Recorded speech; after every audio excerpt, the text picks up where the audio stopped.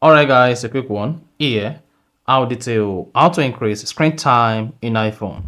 So if at the end of this you found this offer informative, please don't forget to like and then subscribe.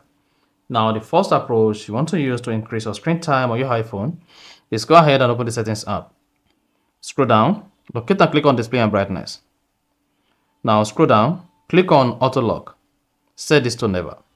So this is going to make sure your iPhone stay awake until you press the set button.